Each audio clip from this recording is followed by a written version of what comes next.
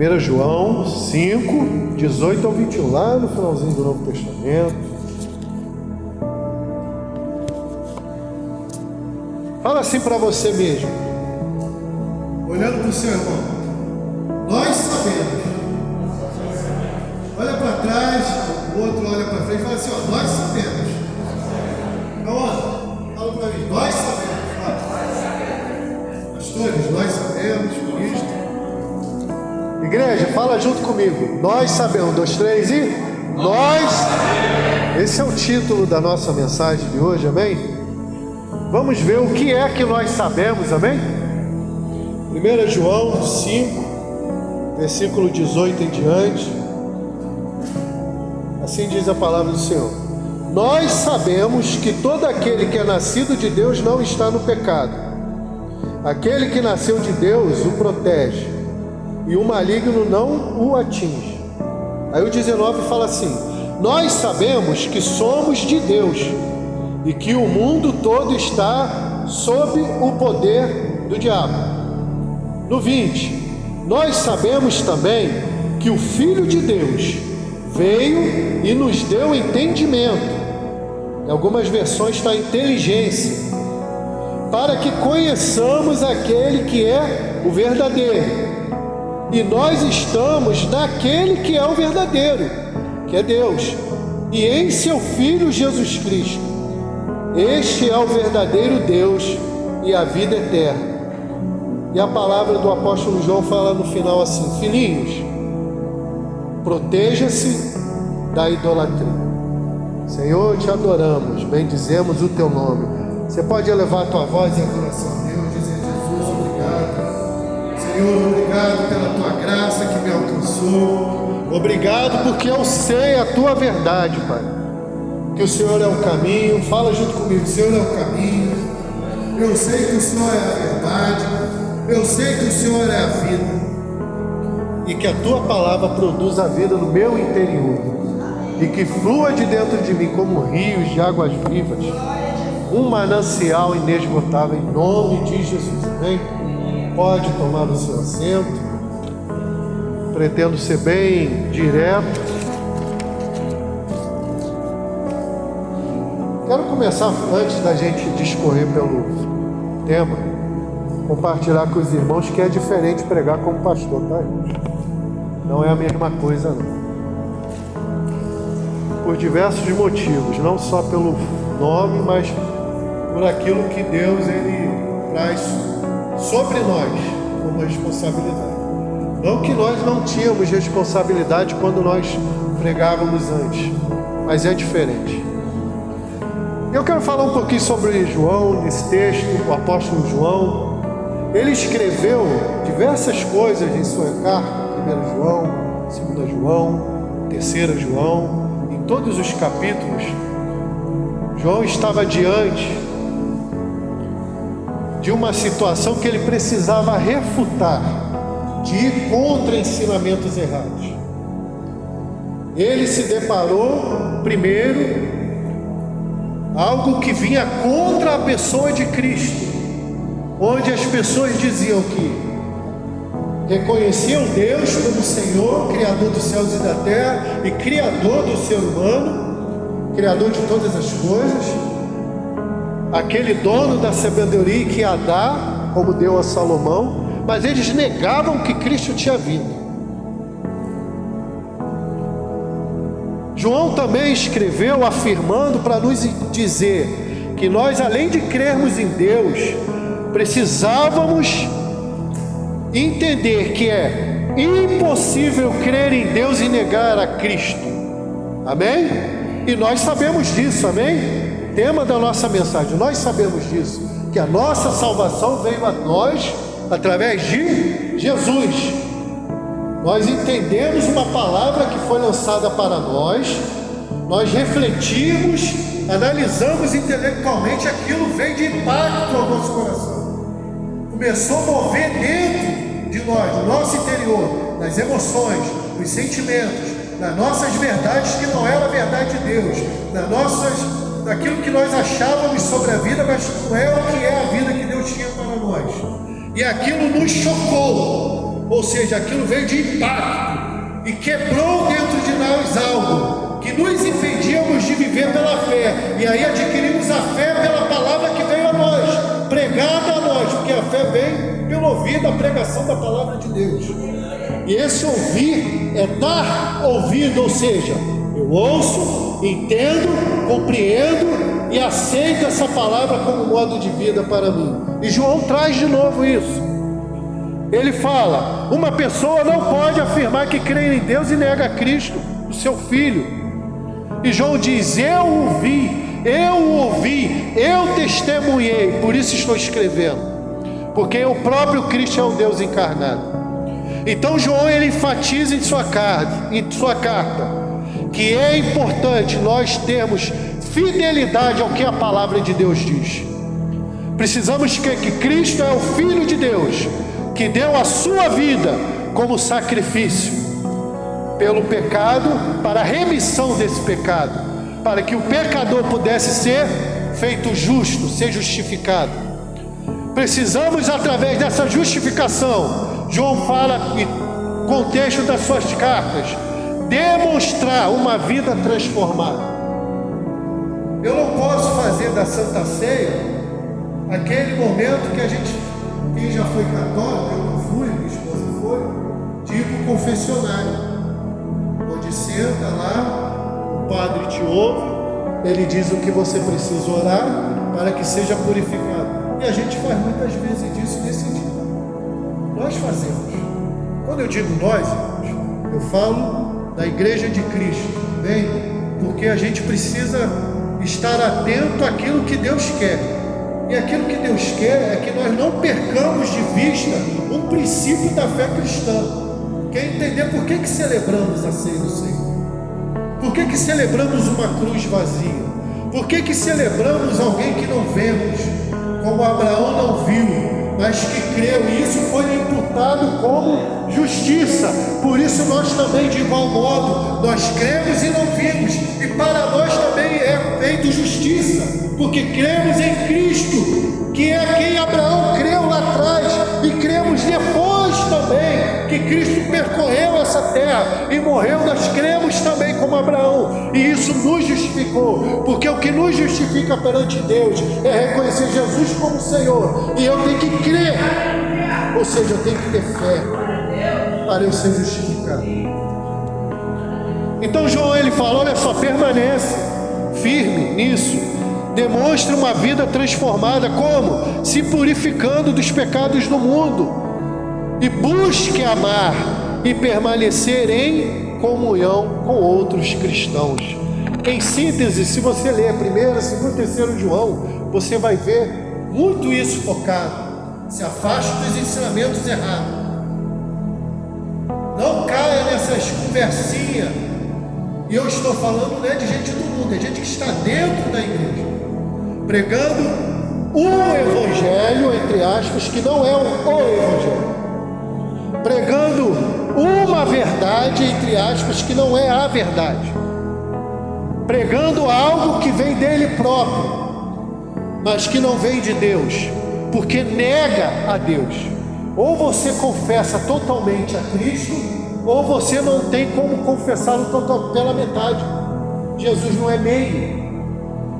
Jesus não é meio. Jesus, ele não é o meio redentor. Jesus não é o meio Deus. Jesus não é meio Senhor. E aí a gente entra nessa frase, Senhor, nessa palavra tão pequena. As pessoas começaram a trazer o seguinte evangelho: eu sou salvo por Jesus, mas ele não é meu Senhor. Isso é um alerta para nós. Eu não quero apontar para você, eu quero apontar para mim. Se eu falo que Cristo é meu Salvador e ele não é meu Senhor, é mentira. Não é esse o evangelho. Não é isso que nós celebramos aqui. Não é isso que simboliza uma cruz vazia.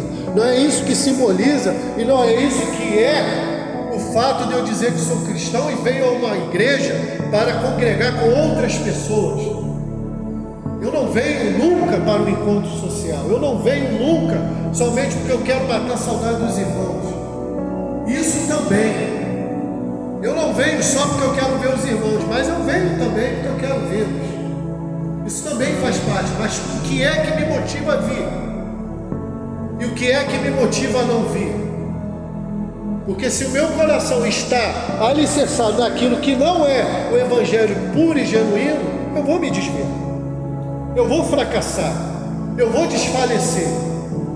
E a mensagem que eu trago hoje, meus queridos, primeiro ela fala comigo, e falou durante toda a semana.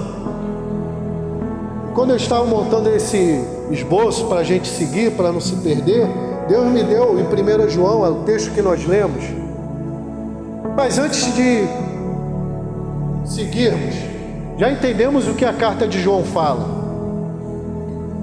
Aí precisamos entender uma coisa que a gente fala muito também, pastor. Além de falarmos que cremos que Jesus é Salvador e agimos como Ele, não sendo o Senhor das nossas vidas, nós somos o seu povo, amém? Não somos? Não somos o seu povo? Deus escolheu para si um povo para que pudesse ser chamado de seu povo. E todo o seu povo tem origem de uma pessoa, amém? E que pessoa é essa? Abraão. Não só o povo judeu, assim chamados judeus, hebreus, mas depois só os judeus. E também foi estendido a nós o direito de ser chamados povo de Deus. Fomos feitos povo de Deus por causa de Cristo. Tivemos acesso a ser adotados por Ele e ser o povo de Deus. Aí, olha só que coisa interessante. O povo de Deus foi escolhido somente para Deus dizer que é o povo seu? Somente para Deus dizer que nós somos povo dele? E aqueles que estão no mundo das outras nações não são povo dele? Porque era isso que os judeus faziam. Nós somos o povo de Deus. Nós somos o povo escolhido. Nós somos aquele a quem Deus ama. Nós somos aquele a quem Deus auxilia. Nós somos a quem Deus subjuga as nações que vêm contra nós. Mas nós não vivemos as verdades de Deus. Porque quando Deus deu os mandamentos ao povo, esse mandamento não foi para que o povo fosse condenado, mas que o povo vivesse através daquelas regras que vinham de Deus para apresentar às outras nações quem era Deus. Quando eu falo que o Antigo Testamento, ou muitos falam velho, não importa o que você vai falar, eu falo que a gente não vive nele, eu estou negando a Bíblia, porque a Bíblia não existe só novo. A palavra de Deus é o Antigo e o Novo juntas, e as duas partes juntas como uma só palavra é o próprio Cristo. E se é o próprio Cristo, ele não se contradiz, porque como eu disse anteriormente, Cristo não é pela metade, ele não é alto pela metade, ele está presente no Antigo Testamento, porque a todo instante nós vemos a manifestação da graça de Deus no Antigo Testamento. E o povo de Deus não entendeu isso. E sabe o que é mais legal e chato que eu tenho que falar? Nós também não entendemos, porque a gente está fazendo o mesmo erro do povo judeu. Eu sou o povo salvo, glória a Deus. Eu sou o povo escolhido. Eu sou cabeça e não cauda, para estar por cima e não por baixo. Eu quero um carro novo, Senhor me dá. Eu barranho, eu vou semear. O pastor falou de semente, aí entende errado o que o pastor fala. Aí vem e faz barganha.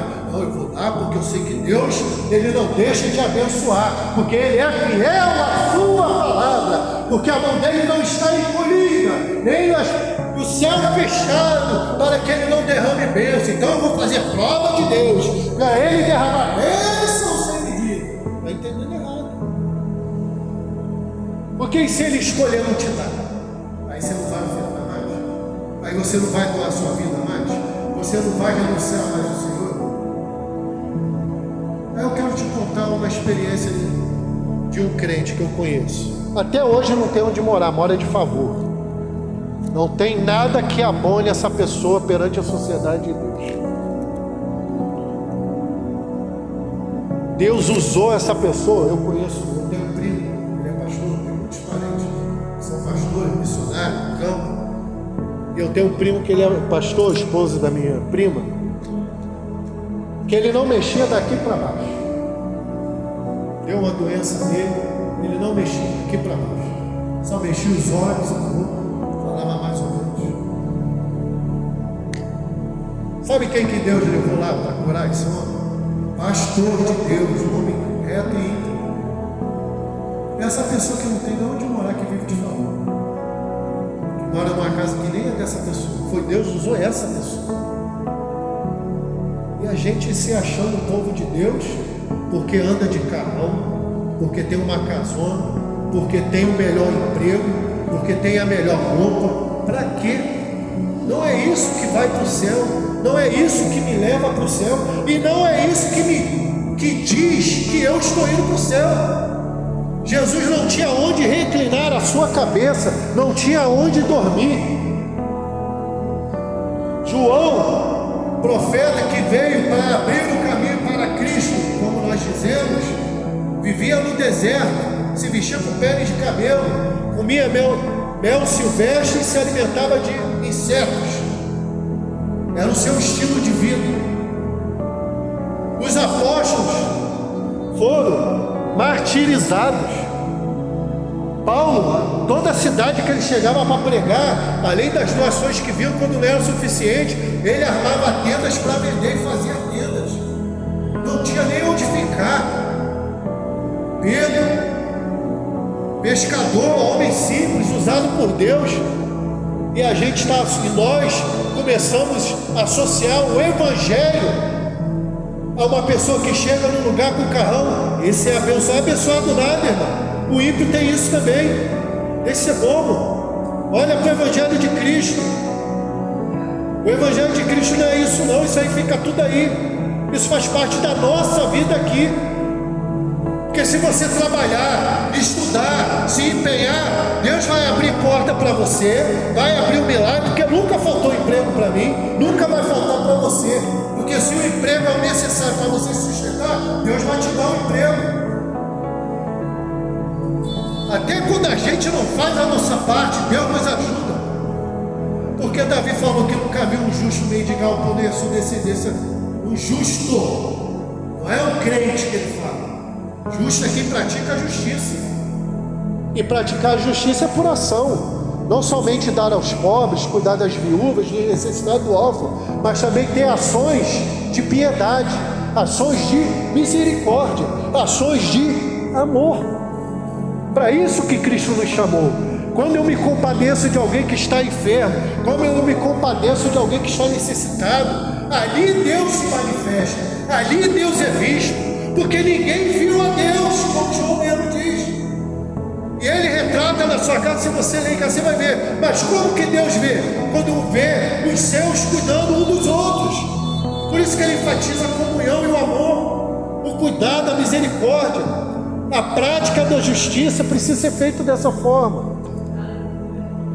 Não basta eu dizer que eu sou de Deus. Não basta eu dizer para o mundo que eu sou do povo de Deus. Eu preciso viver de forma plena, ou seja, na plenitude do que é ser o povo de Deus. Eu preciso entender que quando eu viajo, a nossa diaconisa Mônica, lá no Caribe, curtindo, no Caribe brasileiro, que bênção, que lugar lindo, maravilhoso, criação de Deus. Deus tem isso para nós, é nós que Ele tem. Em nenhum momento eu estou dizendo que você não pode ter um carrão, pode ter um casão, pode ter dinheiro, não é isso. Mas se você associar bens, porque viaja, porque tem as coisas, a bênção de Deus, você não está entendendo a plenitude. O que é uma vida abundante? Quando Cristo nos deu essa vida abundante. O que significa a vida abundante? O que significa quando você lê o salmista falando: o Senhor é meu pastor, eu não tenho falta de coisa alguma. Porque o Senhor é meu pastor, então tudo dessa vida não faz falta. Porque o que é eterno, o que é abundante, o que tem plenitude de tudo, que é o mais importante, eu tenho. O Senhor é meu pastor. Não tem nada a ver com essa vida. Porque aí você vai achar que a Bíblia se contradiz. Ela não se contradiz, porque ela é completa e perfeita. Ela é o próprio Cristo, o perfeito de Deus. Ele é o melhor de Deus, o Cordeiro puro e imaculado. Quando você se direciona a Deus e pede e ora, é porque você é filho de Deus. Porque existem aqueles que não são filhos, né, irmãos? E não adianta a gente ficar, eles são, não é. Porque a prática diz que não é. A Bíblia diz que não é. A vida da pessoa diz que ela é filho de outra pessoa, mesmo de Deus. E entrando no texto, voltando ao texto que a gente estava aqui, é importante para nós entendermos que o sacrifício da cruz nos libertou para uma vida abundante, ou seja, para uma vida eterna.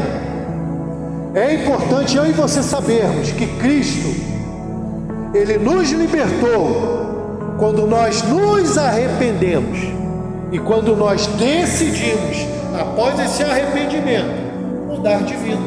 Ou seja, mudar as práticas do homem corrompido, daquele que era dominado pelo pecado, pelo maligno. Quando éramos do mundo, quando éramos pertencentes ao que o mundo, ao governo do mundo que está sob Satanás, sob o domínio do mal, sob o domínio do inimigo do povo de Deus. Nós não somos. Nós voltamos para a realidade de Deus, ou seja, voltamos a ser filhos. Deixamos de ser somente mais alguém nesse mundo. Posso ouvir um amém? Amém. Aleluia. Aí o versículo 18, olha que coisa interessante. Todos nós, né? Nós falamos, nós sabemos, amém? Qual é o tema da mensagem? Nós sabemos. Aí eu te pergunto, alguma coisa do que eu disse aqui você não sabia? Sabia, né? Amém. Nós sabemos que todo aquele que é nascido de Deus não está no pecado. Aquele que nasceu de Deus, Deus o protege e o maligno não lhe atinge. Viva na plenitude da dependência de Deus. Viva na plenitude de honrar ao Senhor, amém? Honra ao Senhor na fartura e honra ao Senhor na escassez. Honre o Senhor na saúde e honre ao Senhor com a falta dela. Não espere aquele ditado que é nosso, tá, irmãos? Porque a gente fala que não vem pelo amor, mas vem pela dor, né? A gente vem pelo amor sempre, amém, irmãos? Porque a graça é a manifestação do amor. É a gente que escolhe vir de qualquer jeito. E geralmente a gente vem todo quebrado, né? Aí a gente está tudo bem, Deus vai abençoando, aí eu estou com o emprego que eu pedi a Deus, estou com aquilo que eu pedi a Deus, estou com o carro que eu pedi a Deus, estou com a casa que eu pedi a Deus e estou na minha caminhada. Aí eu começo a descansar, aí vem um buraquinho chamado assim, pecado. Aí eu, é só falar um palavrãozinho. Aí eu passo. Aí na frente vem um pouquinho maior. Só uma mentirinha. Aí eu vou passando. Aí vai aumentando até o dia que eu caio no precipício. Porque um abismo chama outro. E não começa no pecadão. O casal que namora, todos nós somos casados, namoramos. Todos nós sabemos o que o hormônio do casal faz. E todos nós sabemos que o casal precisa estar casado para ter relações. Então por que o jovem não consegue se segurar? Porque ele começa, é só uma mãozinha aqui, é só uma mãozinha ali. Quem faz o namoro é a menina. Mentira, quem faz o namoro é os dois. Porque ou o namoro é cristão ou não é. Ou o namoro é de compromisso ou não é. Aí de repente eles atropelam um momento, aí vem uma criança. Eu não te amo para estar casado. Aí o cara mete o pé, porque se ele não é guiado por Deus, ele não tem amor para assumir o filho. É meu filho, mas eu gosto tanto de você. Você já viu pessoas assim? Não estou falando do mundo não, estou falando de dentro da igreja. Quantas e quantas vezes vimos isso acontecer dentro da igreja? E como é difícil para essa jovem, para esse jovem depois se firmar. Tem o coração destruído, tem os sentimentos jogados na lama, e Satanás vem e faz uma devassa, estraçalha, aí o cara se revolta, Às vezes a menina se revolta, aí perde Cristo. Mas começou lá atrás, porque se abrasava no relacionamento. Mas Cristo, ele tem solução para isso. É o quê? O arrependimento e deixar e viver aquilo que ele quer. Da mesma forma, quando nós estamos caminhando, no versículo 19 ele fala algo muito interessante. Nós sabemos que somos de quem? De Deus. Mas também sabemos que o mundo todo está morto sob o domínio do... É isso aí. Aí a gente começa a permitir. Porque o mundanismo, ele entra na igreja através de nós. Aí vai contaminando. Eu não tenho nada a ver, eu acho que não tem problema, eu acho que isso não me afasta, eu acho que isso eu posso fazer. Aí de repente eu descubro, no dia da ceia, se aquilo é pecado, aí eu peço perdão a Deus. O Espírito está falando, o Espírito está demonstrando, o Espírito está trazendo a palavra, está usando os ministros da casa do Senhor, está usando as diaconisas, está usando as missionárias, está usando os diáconos, está usando os pastores, está usando o líder de juventude, está usando de mulheres, está falando e a pessoa fingindo que não está entendendo e vai indo o diabo lá de braços abertos para ceifar. Vigia, irmãos. Outra coisa aqui, ó, entrou dentro da igreja. As pessoas estão dominadas por isso aqui. Irmão, daqui de cima a gente vê todo mundo que fica no celular durante o culto. A gente sabe tudinho daqui de cima, a gente vê tudo aqui. E fica o culto inteiro no celular, o culto todo. O celular não é uma maldição. Mas se você toma o que é de Deus por causa dele, se torna uma maldição. Aí você está se enganando. Quando eu me achego à mesa do Senhor para celebrar a sua vida, em memorial àquilo que ele morreu na cruz do Calvário, eu preciso entender que essas coisas vão me distanciando de Deus. Porque o que está no mundo está debaixo do domínio do diabo. Está bem claro aqui pelo apóstolo João. Então se afasta, meu querido. Se afasta, porque isso vai roubar a sua coroa. Permaneça fiel. Sai das más conversações. Sai das associações com aqueles que são impuros e estão dentro da igreja. Sai do convívio daqueles que só difamam. Sai do convívio daqueles que roubam, daqueles que mentem. Você vai começar a roubar, você vai começar a mentir, você vai começar a achar normal. Isso vai corromper em você a palavra de Deus, vai minar a sua fé. Porque a iniquidade no dia que está chegando, o dia do Senhor para a volta de Cristo, ela tende a multiplicar. Palavra de Cristo. O pecado vai ser muito pior do que sempre foi.